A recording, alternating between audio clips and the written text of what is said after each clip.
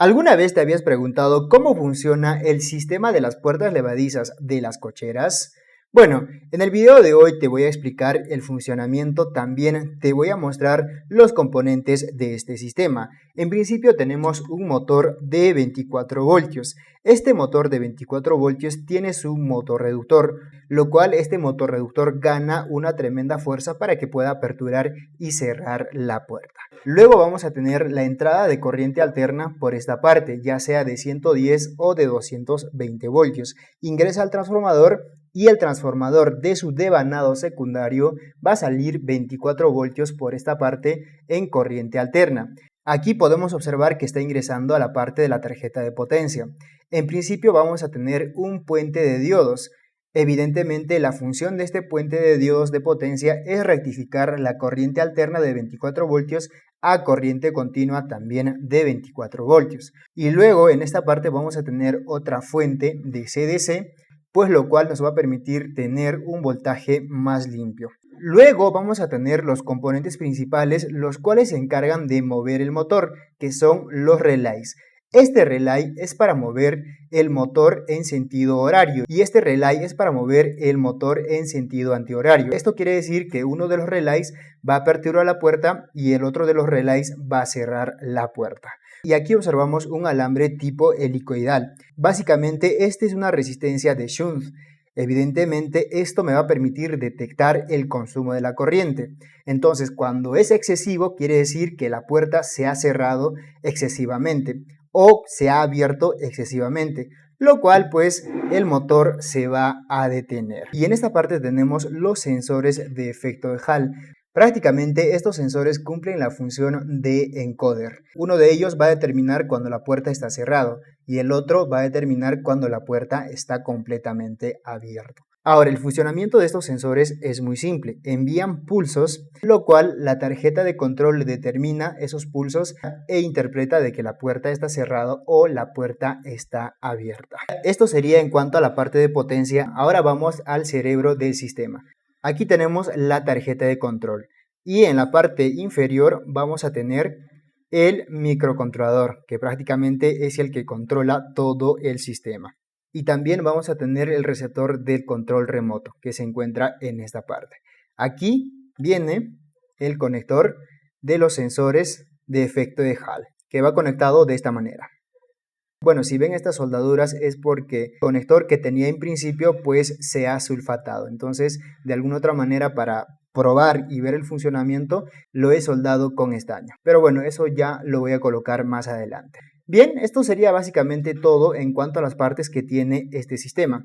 Entonces, este cable vamos a conectar a la parte de potencia, evidentemente para poder enviar las señales necesarias y también mandar la alimentación de la parte de potencia a la parte de control. Ahora lo que vamos a hacer es enchufar a la corriente y ver el funcionamiento. Ahí observamos que se está encendiendo.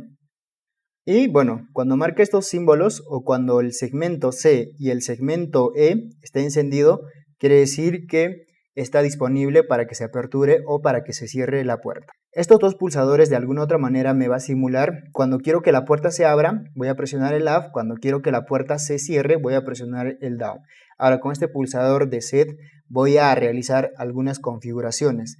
Evidentemente en principio cuando se instala se tiene que realizar la configuración o se tiene que establecer cuando la puerta está completamente cerrado o cuando la puerta está completamente abierta. Muy bien, y con esto evidentemente voy a decodificar el control RF que yo voy a tener en ese momento. Pero ahora no lo tengo, así que pues solo voy a simular con estos pulsadores la apertura y el cerrado de la puerta. Bueno, ahora vamos a realizar las mediciones correspondientes para corroborar los datos que les había mencionado anteriormente. Bien, seleccionamos el multímetro de la marca FNIRSI en corriente alterna para medir la entrada de la corriente. Actualmente pues me encuentro en corriente alterna, así que vamos a medir en la entrada, ¿sí? Efectivamente aquí tenemos 24 voltios, ¿sí? Y ahora medimos la corriente continua de 24 voltios. Para poder realizar los cambios simplemente se presiona este pulsador de cel y realizamos los cambios correspondientes. Bueno, aquí tenemos para medir corriente alterna, para medir continuidad, para medir diodo, Bueno, aquí tenemos para medir el capacitor, aquí la frecuencia, aquí la temperatura, aquí auto, si nosotros queremos de repente en algún momento medir continuidad y luego queremos medir voltaje, pues lo podemos dejar en auto. Pero a mí me gusta medir así tal cual en el rango que yo quiero, ¿sí? Ahora vamos a medir corriente continua, con mucho cuidado, eso sí. Bueno, evidentemente vamos a tener un poquito más de voltaje en la parte de la corriente continua. Bueno, tenemos menos 31, es porque estoy agarrando al revés las puntas o las pinzas del multímetro. También mencionarles que aquí en la parte de control vamos a tener un regulador de 5 voltios que se alimenta este microcontrolador de la marca STC. Entonces voy a voltear esto para ver el funcionamiento del torque. Bueno, comentarles que hay que manipular con mucho cuidado. Bien, presionamos el AF, ahí observamos. En realidad no hace mucho ruido, eso es lo que más me gusta de este motor. Entonces con este pulsador ha girado en un sentido y con este pulsador debería girar en otro sentido. Presiono este pulsador y gira en otro sentido.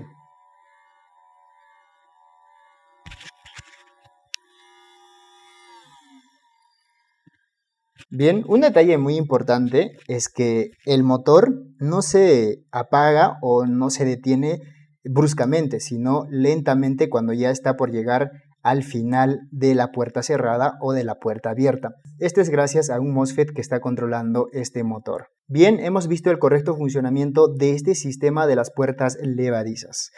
Bueno, creo que me faltó explicar la función de estas borneras. En realidad son unas borneras libres. Estas borneras son para la sirena y también para colocar algún tipo de lámpara o bombillo cuando se está aperturando la puerta para alertar a los transeúntes. Bueno, creo que esto ha sido todo por hoy. Nosotros nos vemos en el próximo video. Pero antes me gustaría que comentes en la caja de comentarios qué te ha parecido el video o de repente quieres que te explique el funcionamiento de algún componente que no he mencionado, pues con gusto te lo estaré explicando en la caja de comentarios. Like y suscríbete al canal.